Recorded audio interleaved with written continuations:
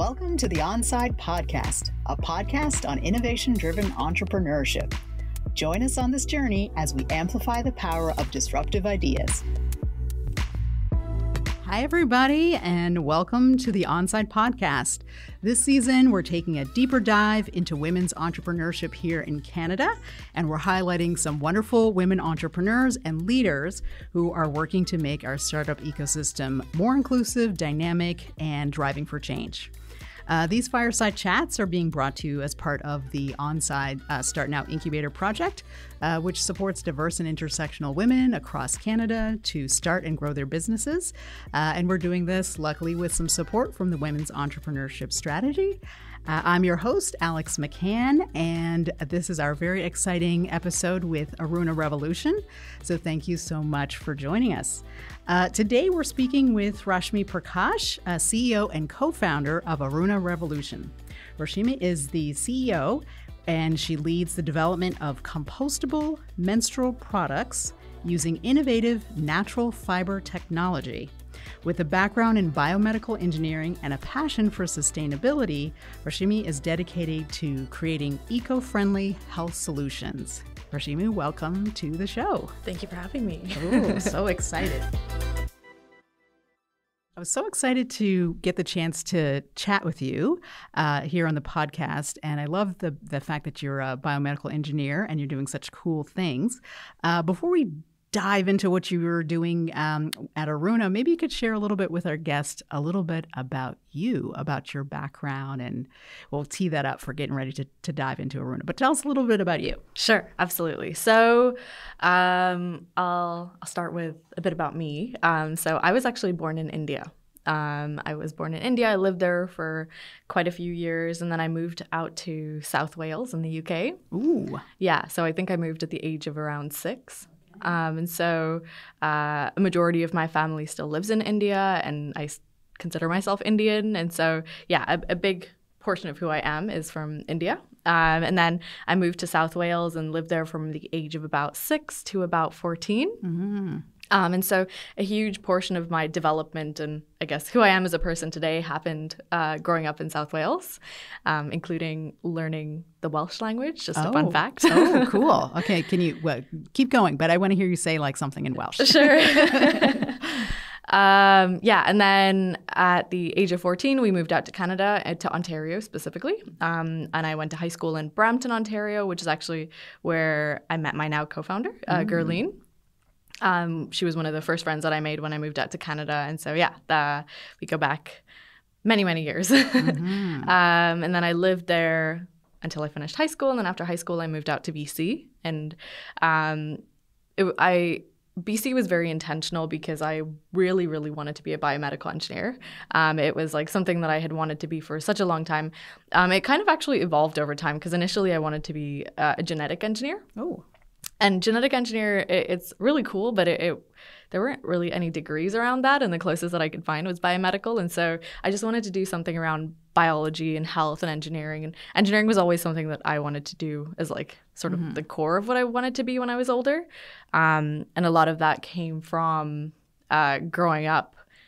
Having a dad as an engineer. Okay, inspiration, okay. Exactly. So I was always fixing things, breaking things first and then fixing them. Mm-hmm. And then he was always teaching me how to do all these sorts of things. So I learned how to build up a basement from scratch. I learned how to like lay out a garden patio. I learned how to do all of these really strange things. And it was something that I really enjoyed doing, sort of like the problem solving, the figuring out, and then like bringing it to life. Mm-hmm. And so, yeah, I went into engineering and I did biomedical engineering. I did, for my undergrad, I actually did electrical biomedical engineering. So a majority of my degree was actually electrical engineering with a sprinkle of biomedical engineering. Mm-hmm. But that was enough for me to be able to get into the field. And so I went into, my first job was as a engineer for a not-for-profit where we were developing assistive technologies for people with disabilities. From there, I went into a for-profit where I developed engineering technology, so like medical devices from concept to market. Then I moved into clinical engineering, so working as an engineer on the hospital side of things, and that was really interesting. And then I worked at a startup developing surgical robots. And then now I'm here. Okay. Wow. That was a lot to unpack. We've got the like coming from India, moving to Wales, moving to Canada, Ontario, BC. Now you're here in Halifax, pursuing a very interesting path in biomedical engineering. I didn't realize that you had the electrical component as well. And so doing all of those things. And then, wow, you did not-for-profit, for-profit, startup, all of those wonderful things. And you said your dad was an engineer and trying to kind of help you learn all these different things, or teaching you things that you probably thought were, well, why is he trying to teach me this? But it got your mind going. Well, so you have this like really interesting background, trying lots of different things, going different places, which I always feel like travel and starting over new places really does kind of open your mind up to try new things.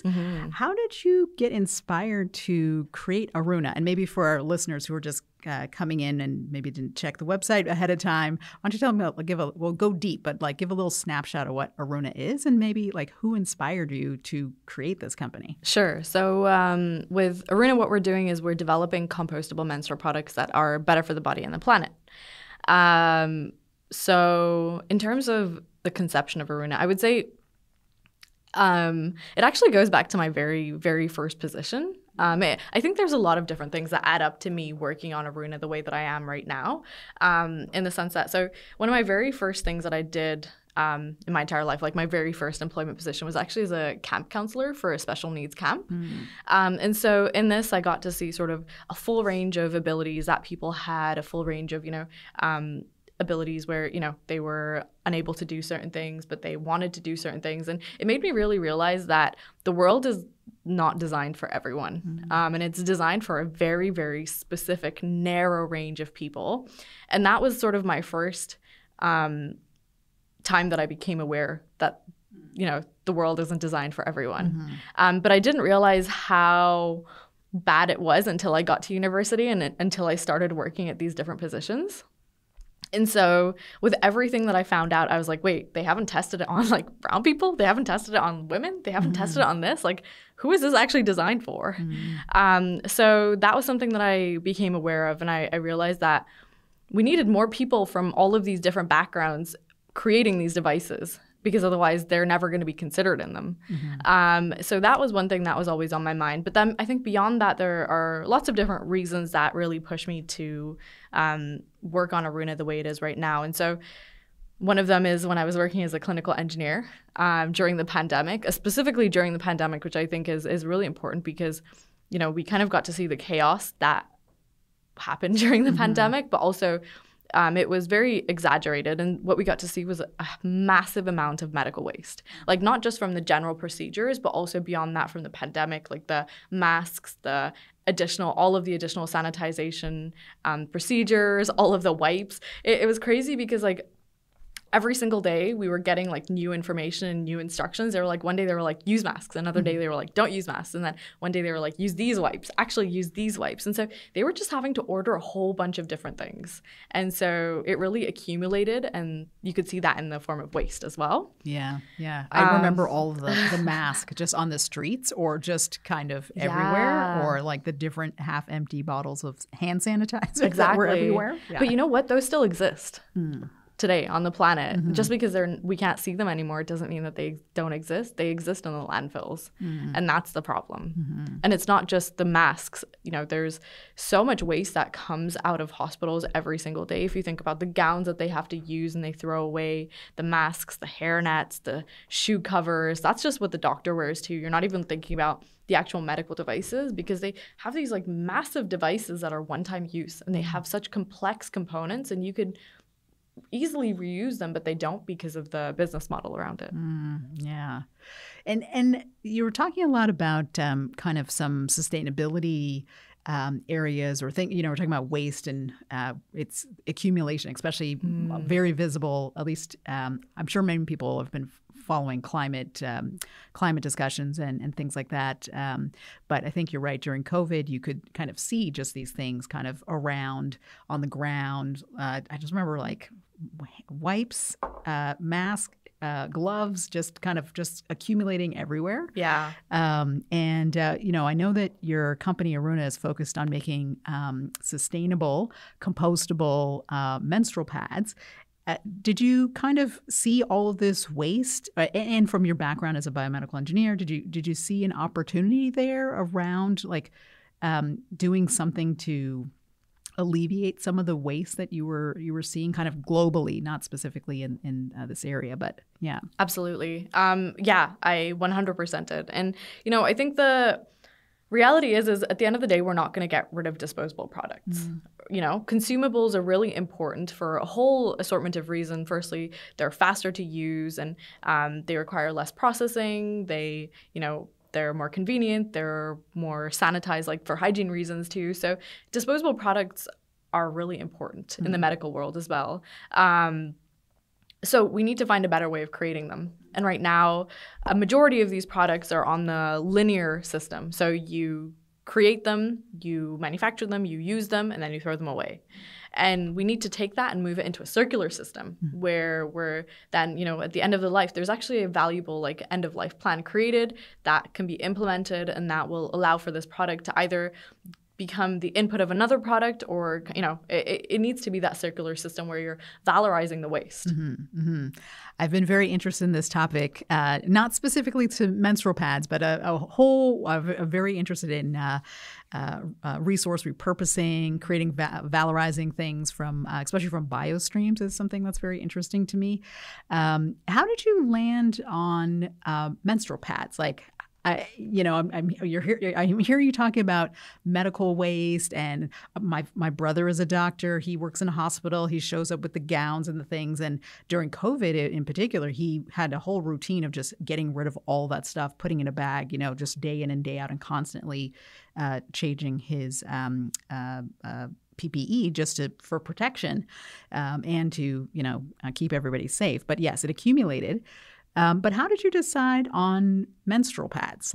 What inspired you to think about that in particular, as opposed to gowns or something else? Totally. So women's health is actually something that I've been interested in for quite a while, even before I started Aruna. And so prior to that, I was looking into fetal health monitoring, and just, it was overwhelming how little research and data was done around that. And so that was something that I was really passionate about. And after that, when I was working at the surgical robotic company, it was surgical robots for breast biopsies.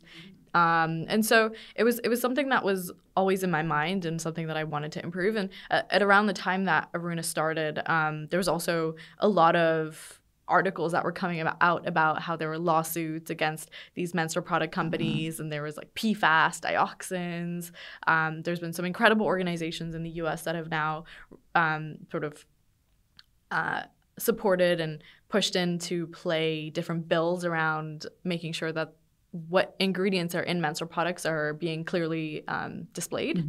And so, I think that resulted in a lot of these lawsuits coming out as well now. And so it really felt frustrating to me that we were having to use these products that were actually quite harmful to us when we didn't need to be. There's alternatives in place. And so I think menstrual products specifically, because it affects 50% of the world's population. 100%.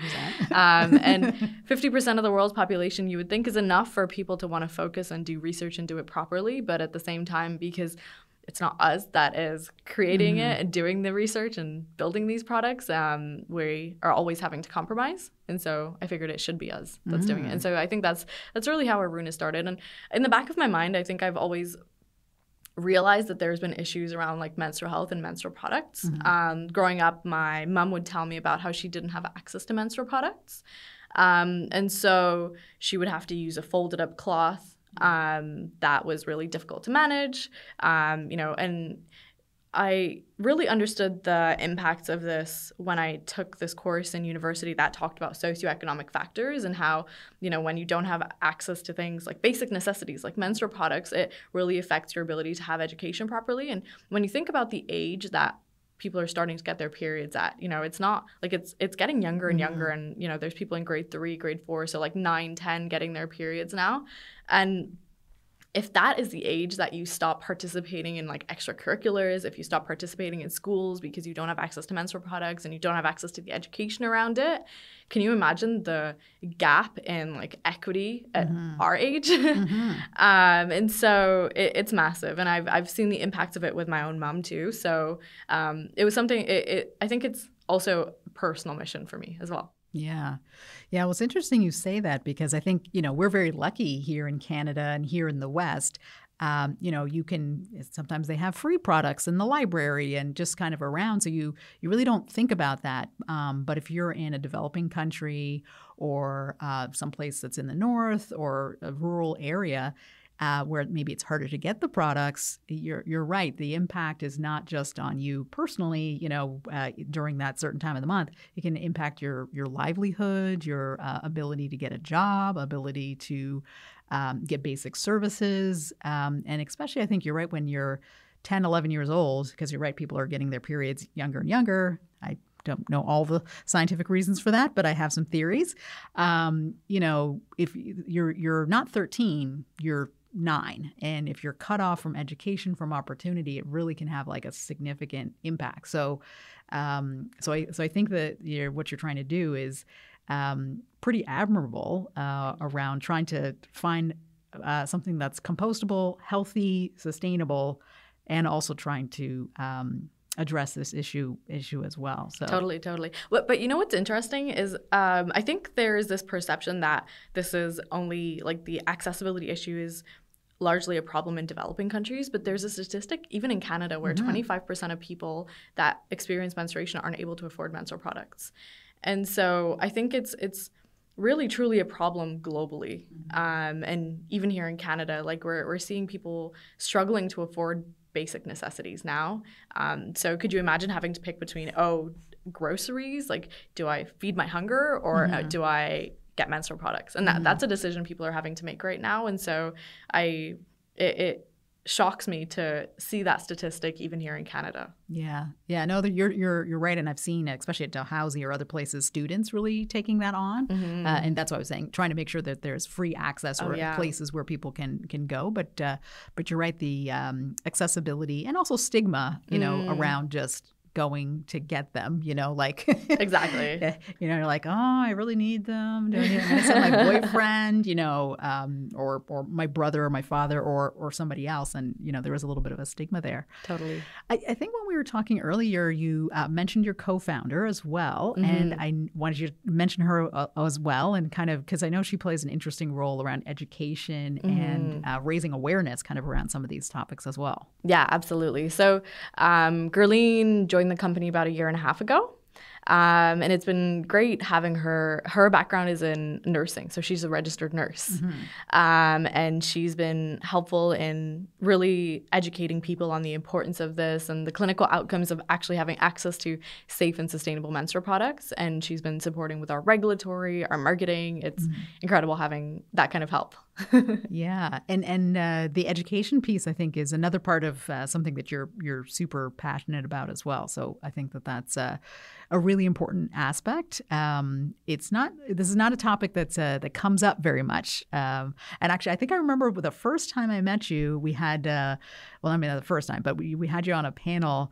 And you put me in my place. Did I? Yes, you did, which was fantastic because I was like, okay, everybody just trying to make everybody feel comfortable. We're going to be talking about menstrual products and menstruation. And you were like, no, we're taking this out of the closet. We're here to set the record straight. We're here to demystify, and so I think that this, menstruation and menopause, like totally, these are the things that are coming out and people are very excited and feel empowered to talk about that. I mean, my mother definitely did not talk about these things. This is not polite conversation. Oh yeah.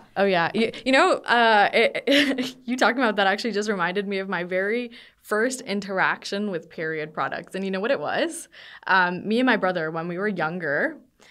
This was before I'd got my period, so I didn't know what period products were either. And so we had discovered my mom's period products, like her tampons and her pads.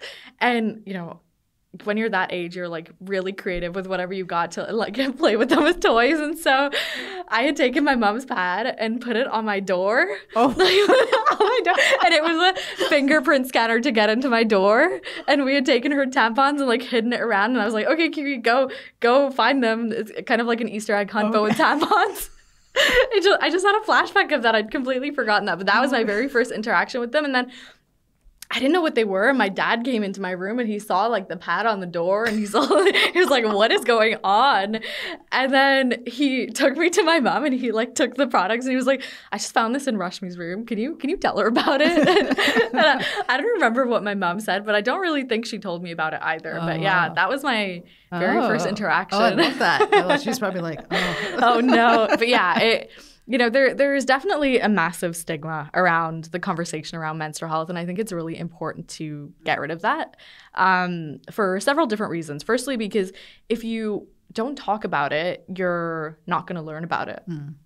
And most of what I've learned about my own menstrual health has been talking to my peers about it and being like, hey, like I'm experiencing this. Are you experiencing this? Like, what do you do about it? Like, what do you do about your cramps? Or what do you do when you feel this way? Or like, my breasts are hurting. Like, do you experience that too? Is that normal? Am I dying? Like, that's kind of the conversations that I have with my peers. And I've learned so much about it. So it's really important to normalize the conversation.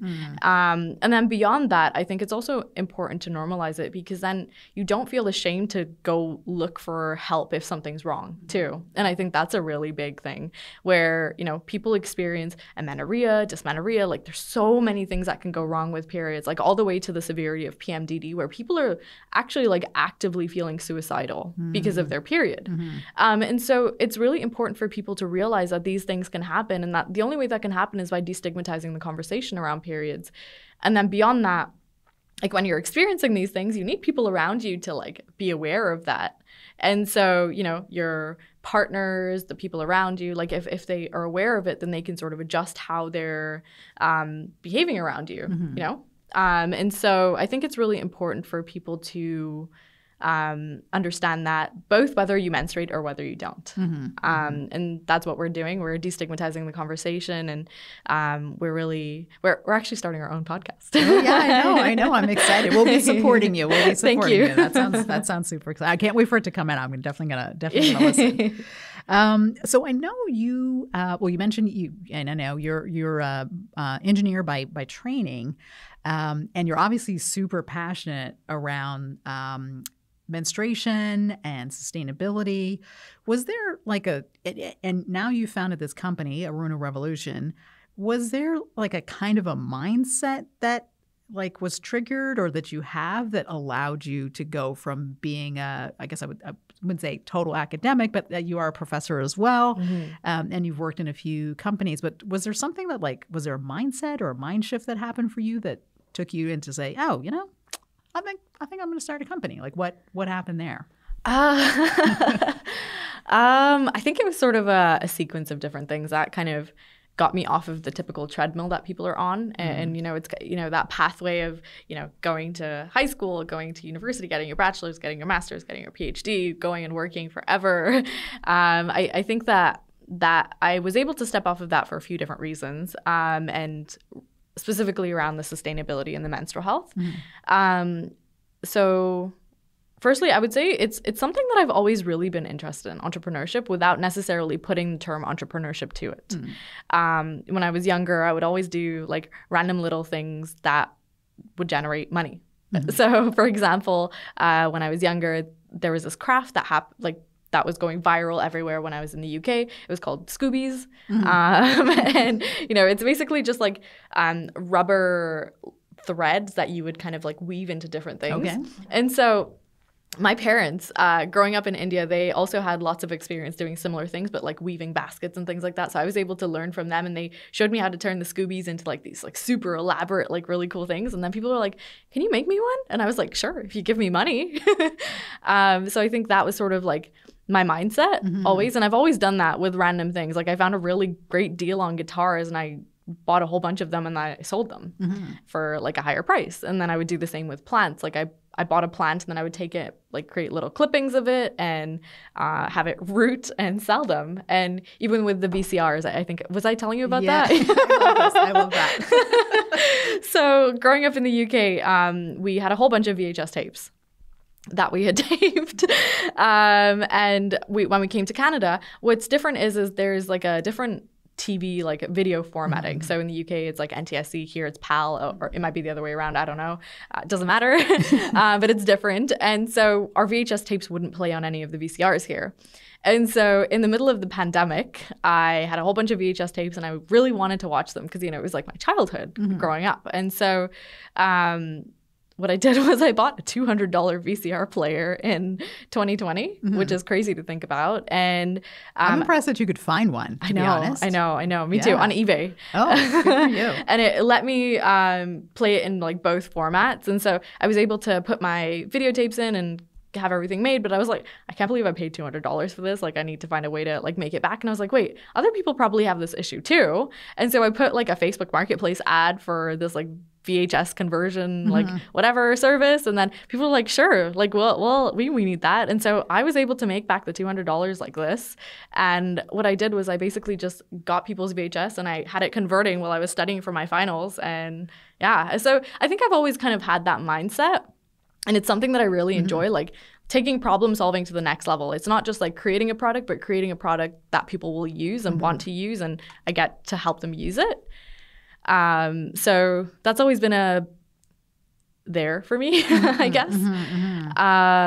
Yeah. And then I think beyond that, like when I was working for other people, I found myself always having to compromise my values. Like when I was working as a clinical engineer, there were like some sketchy things that happened and I was like, I don't want to be a part of this anymore. Or when I was working for other people, like I was always having to make decisions that I didn't agree with for economic reasons. They were like, oh, it's cheaper, you have to do it this way. Oh, it's like, and I was like, but it's not going to give like the best quality clinical outcome. It's not going to give like, and there were other ways of doing it, but they didn't want to like explore it. And I didn't enjoy that. I didn't enjoy like not being in control of sort of the process of development and sort of being able to like lead the impact and have the impact that I wanted to have. And so I think a combination of that sort of ended up in entrepreneurship. I took some entrepreneurship courses during my master's too. Like I did a whole bunch of hackathons during my undergrad, and I loved the idea of like not just creating a product, but creating a product that was useful for people, because in the hackathons, they evaluated you on not just if the product worked like they did in university, but like they also evaluated it based off of like economic feasibility, like if people would actually use it and like all of that too. And so I got an exposure to that through hackathons. And so yeah, I was like, okay, I think this is something that I can do, and here we are. You went with it. You went with it. Okay, I love it. Well, tell us a little bit more about the product. So they're menstrual pads, but what makes them special or unique? Like, tell us a little. Describe a little bit what it is, and then we'll get into like how you make them, or like what makes them unique in that way. Yeah, absolutely. So what makes our pads unique is the materials that we use and the science and research and development that's gone behind it. So we use cellulosic fibers that are derived from plants. And so we use fibers from, some fibers from our partner, but we've developed our own fiber extraction process that we're able to create fibers for our products as well. And in this process, we're able to create fibers that have different properties too. And so the other thing that we've really focused on is understanding the functionality of the pad. Like, it's so interesting because each layer has a different functionality. And so your top layer, you want it to, like the blood and everything, to be able to go into the pad, and you don't want it to absorb into the top layer because, otherwise it's going to feel wet against your skin. You want it to be able to go in really quickly. So that's called the acquisition time. So we've really worked on like improving the acquisition time without it absorbing into the top layer. And you can do that by a combination of different fiber properties being put into that top layer. And then you've got a layer called the ADL, which is basically there to like bring it down and distribute it into the absorbent core. And then you've got the absorbent core, which of course is like, very important. And most of these products right now on the market, they are a combination of fibers as well as something called SAP, super absorbent polymers. Now these super absorbent polymers, they don't degrade. They're not necessarily toxic, but they don't degrade. So it's really important to have products that are degradable. And so we've worked on that as well in terms of our fiber science. Like we've looked at fibers that are more absorbent. And then what you also don't want happening is like when you sit on the pad, you don't want it to act like a sponge. So you don't want all of the fluid coming out. And so we've worked on improving, and it's called the re-wet value. Like you don't want it to come out and re-wet the entire pad and like make yourself uncomfortable. So there's a lot of different things about the functionality that is really important. And then the other thing that we've looked into is sort of the thermal regulation. Which is really important because, with the thermal regulation, what's happening is you're allowing it to be more breathable, which then reduces the microbial activity. And one piece of feedback that we've gotten from our user trials and people that have gotten our product is that they notice that there's very little, if at all, odor. Like they've noticed a massive decrease in the odor, and that really comes from all of this research and development that we've done. It's more comfortable against the skin is something that we've gotten because of the natural fibers.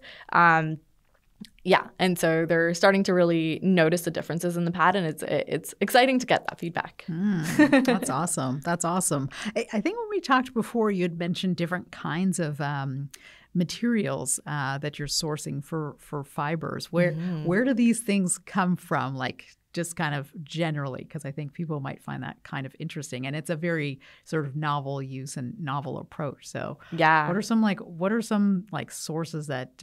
I guess traditional pads have used cotton and other kinds of things like that. So, traditional pads use things like cotton. Sometimes we're seeing bamboo now, but what we use is we're able to, specifically around our fiber extraction process, we're able to extract fibers from virtually any type of plant-based material. So think of like peels and pulps after people have juiced fruits. So we're able to do that all the way to stems and leaves of crops after the grains have been harvested. And so we're actually leaning towards more of like the stems and the leaves as opposed to the pulps and the peels, just because we can get more of it and we're able to purchase it directly from farmers. Okay. And the product is made here in Canada? Yeah. So right now it's actually being made in Europe with the people that we're working with. Okay. But we're also setting up a fiber extraction manufacturing facility here in Nova Scotia. Ooh, exciting. So we're going to be scaling that up, and then we're going to be scaling up the other parts of it too. So yeah, it's going to be made here, and then we're also going to continue working with our European partners from when we do European distribution too, because it's really important for us to try and manufacture these locally to reduce the emissions and like to improve the sustainability of the product, even from like when it's being manufactured. Like we don't want to have to deal with the emissions that are happening because of the transportation. And it also brings in jobs locally for the local economy too, which is always important. So yeah. What's something, this is all, you're moving into manufacturing. What's something that surprised you about manufacturing a physical product like this? Oh, there's so much. I feel like every day I'm learning something new. I think the biggest thing that I was actually surprised by is a lot of the chemicals that are present in menstrual products that shouldn't be there are actually introduced through the manufacturing process, which I think is really interesting. From things like how they clean the equipment, so like the sprays that they use to clean the equipment, all the way to like, some of the chemicals that they use to actually like create some of these products. It's introduced through the manufacturing process as opposed to the actual materials being used. So that was something that I was really surprised by. And then I would say just generally, the other thing that I was really surprised by is how they manufacture menstrual products at the moment. So in most places, like they have like the fibers being created in one country, and then they're turned into nonwovens in another country, and then they're turned into menstrual products in another country, and then they ship to another country where, it's like typically like the warehouse or something, and then they get distributed. And so that doesn't make sense to me. That's a lot of moving around. And a lot of logistics and cost and environmental impact just from moving things around. Exactly. Yeah, interesting. Well, I love that you're setting up something here in Nova Scotia and, looking to support jobs and focusing on health. What's one thing that you are most proud about in the work that you've done so far? I feel like I could answer this question in two ways, so maybe I might do both of them. I think one of the biggest things that I'm super proud about is the team that I've created. I love my team so much. I think they're incredible people. You can really see the passion that they have in the work that they're doing. And I think that's so important, especially as a small scale company. And they really care about the quality of the work and like, you know, doing things properly. And it's something that is reflected in like every little detail all the way to like the big scale too. So I think I'm really, really proud of like our team that we have. But then I think beyond that, I think I'm also really proud of the people around us that are destigmatizing that conversation. Like, for example, like, you know, having this conversation and talking on a podcast about periods is probably not something that would have happened as easily, like, you know, I would even say maybe a couple years ago. Yeah. Right? And so I think people are becoming more aware of the need to destigmatize the conversation just because it's something that happens and, you know, it's something that happens and is natural, but also needs to be talked about for lots of different reasons that I mentioned earlier. And so I think what we've really been able to do is destigmatize that conversation by going to these different like conferences, going to these different events, going to opportunities like this, talking on a podcast and getting the message out there about destigmatization. Okay. I love it. I love it. What's the best advice that you think that you have received so far, you know, I guess in the journey or the road to creating Aruna? Or I feel like that's when someone asks me, like, what's your favorite movie? I'm like, you know, I feel like that would be an easier question. Yeah. Is there a piece of advice where you're like, yeah, you know, that like nailed it. That was a good piece of advice that I got? Or because I know you've been in some programs like Lab to Market and like all kinds of accelerators and things like that. Is there anything that stands out as like a piece of advice that was helpful to you? Ooh, yeah. I would say, I think in terms of advice that we've gotten a lot of really great advice from a lot of great people that have had experience and have climbed massive mountains in so many different ways. But I think some of the best advice that we've gotten that I still look back on and think about as I do all the work today is probably take everything with a grain of salt. Like, take every piece of advice with a grain of salt. Like, some things might resonate, some things might not. So just really hold on to what resonates with you and then let go of what doesn't. And then I think beyond that, you know, we've had a couple of different things that I still hold on to quite dearly, where one of them is like, you know, if it's something that you believe in, like, go for it. Like, it's easier to ask for like forgiveness than permission. So just go for it, and don't try to be perfect with it too. Just really just get into it, jump into it, and like you'll learn along the way. And I feel like the most cliche one is like, never let the fear hold you back.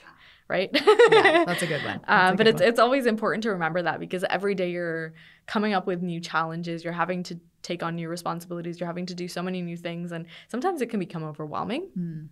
And so just reminding yourself all of this, I think, is really important. But yeah, I don't know if there's one piece of advice, but I would say advice in general that we've gotten that I've really resonated with is that. And actually, I have a favorite quote. Do you want to hear it? Yeah, sure. Love to. I was telling this to someone recently, but basically the quote is, a bird sits on a branch, not because it trusts the branch, but because it trusts its own wings.